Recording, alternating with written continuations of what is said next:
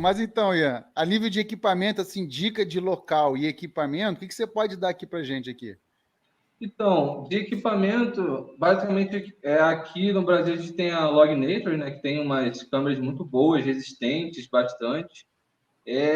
Mas também tem as outras câmeras são mais acessíveis que a gente usa, né, que a gente fala de Ling lá, desses mercados, tipo, agora eu tô até esquecendo os nomes. Tipo Mas Shopee, que comprar do tem, Shopee, AliExpress, esse lugar assim, dá pra rola? geralmente a AliExpress tem umas promoções boas por lá, sabe? Ó, Isso, Essa foi isso. do Ali, não foi, Ney? essa foi do Shopee. Shopee. Não tem nem coisa, né? É porque eu perdi, tá com o Ângelo, tá com o Ângelo. Essa pequenininha aqui, ó. Isso, Boazinha, então, o pessoal compra bastante desse modelo para boazinha pra caramba. fazer, para colocar, né? Dica primeira, nunca coloque muito próximo de rio, porque é o que mais acontece. Às vezes a galera, eu quero ver quem tá no rio, aí coloca a câmera, dá uma enxurrada, vai câmera, árvore, tudo que for embora. Ou se não, tá lá ó, a câmera submarino filmando peixe, né? Botar dessa É. forma.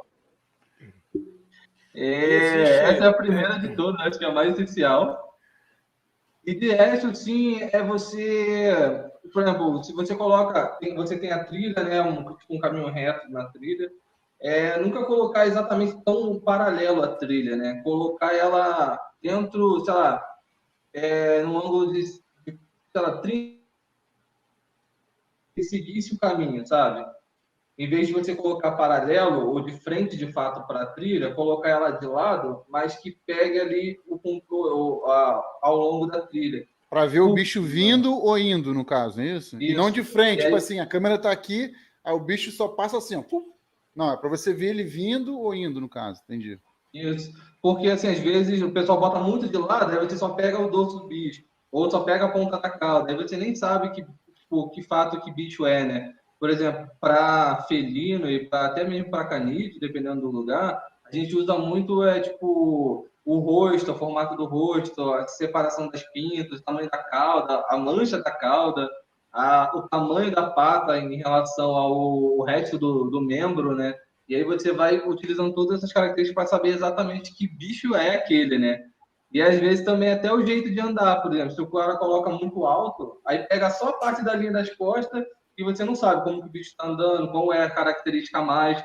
Porque, por exemplo, o Irara, que a gente estava comentando, e um outro gato, que é um gato murisco, que parece, na verdade, mais um furão do que um gato, que tem um assim, meio afilado, assim, e é bem parecido com o Irara, é confundido o tempo inteiro. Às vezes chega, olha a Irara que eu peguei, olha o gato morisco, e um é o outro, sabe? Às vezes.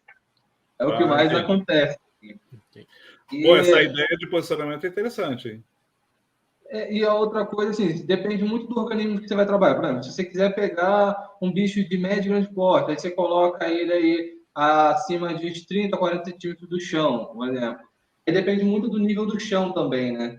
Você tem que meio que agachar e ver se fica na linha do teu peito, por exemplo. Uma ideia sem ser muito cheio de métricas, assim, né? Porque para artigos, coisa tudo, você usa um monte de métrica, assim, tipo, calibrar com fita, colocar com a régua, essa coisa toda, né?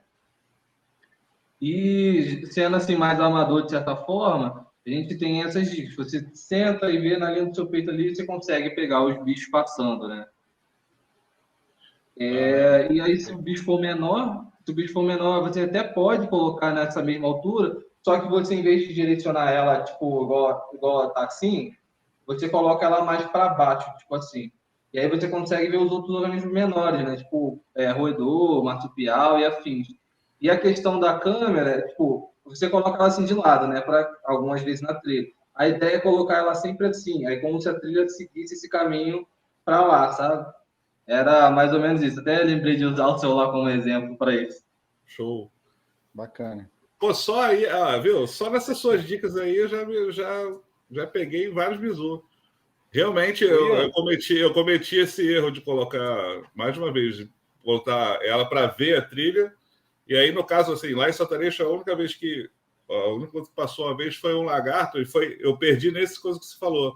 Como ela estava reta, eu vi só a ponta da cauda passar, porque ele passou abaixo da linha, né? Eu podia ter colocado ela caída ou então colocar virado.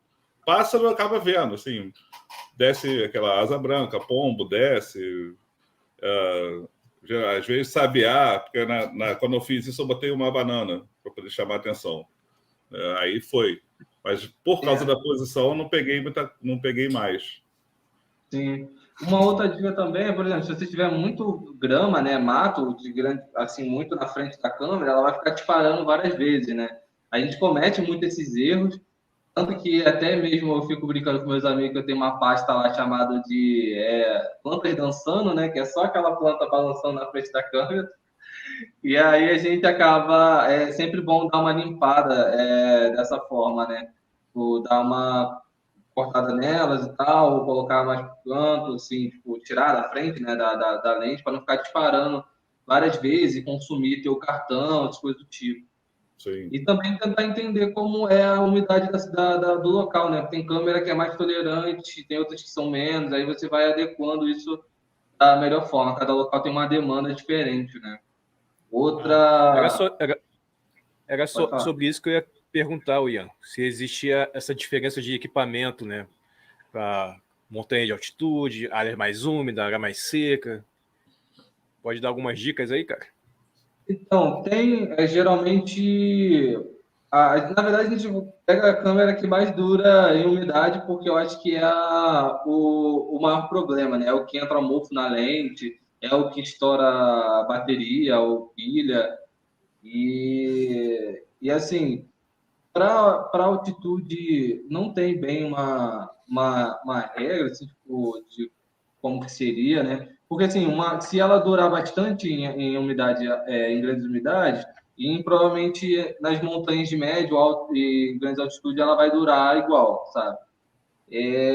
Mas um exemplo a câmera que a gente estava colocando ainda agora, comentando sobre ela. Vai ter lugar que ela vai funcionar melhor e outros menos. Aí você vai ter que ter uma ideia disso. Tipo, se lá chove muito, se é muito úmido, né? Por exemplo, a da Bosch, né, o que a gente usa muito, ela é realmente muito resistente à questão da umidade e tal. Mas ainda tem os problemas de pilha, por exemplo. Às vezes pilha estoura por conta dessas coisas, né? E aí, e de área seca, assim, é aquela coisa que eu falei, tipo, se dura muito em área úmida e esse tipo de coisa, em área seca ela vai atuar super bem, né? Sem esse tipo de problema. Uma outra coisa sobre câmera ainda, que é interessante saber, é que, por exemplo, sempre você colocar as câmeras do lado, acho que seria norte-sul, para não pegar aquela movimentação do sol, né? Tipo, e estourar a câmera ou o vídeo, porque senão você vai pegar lá as sombras e também vai estourar a câmera, vai fazer a câmera ficar ruim, vai encher teu cartão de flash de sol, né? Flash, né? Toda hora vai ficar batendo flash de sol, né?